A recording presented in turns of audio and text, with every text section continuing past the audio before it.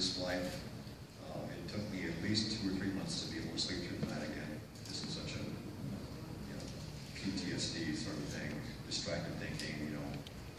My blood pressure normally is 110/70. For 10 weeks it was around 60/100.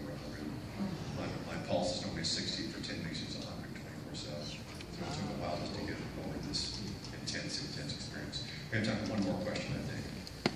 I want to thank you so much for your example of character and integrity, and I just want to ask you, has your wife ignored any of your calls since then? That's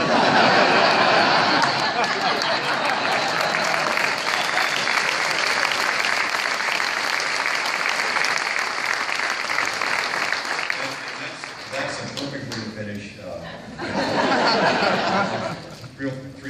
Three responses really quickly.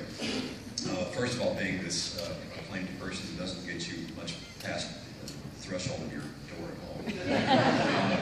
You have to earn your way with your family and your friends. And second, I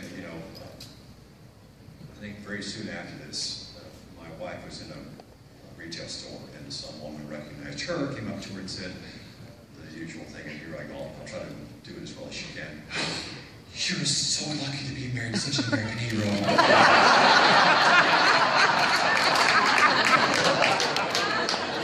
and Laura is going, but you haven't heard my side of it.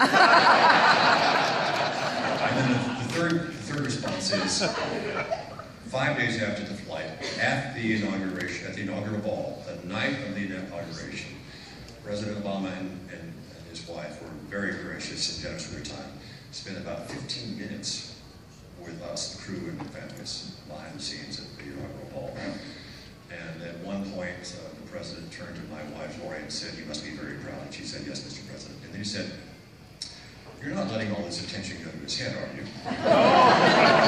To which she, and you have to understand her to appreciate this, to which she immediately and very forthrightly replied, "Mr. President, the world may think him a hero, but he still snores."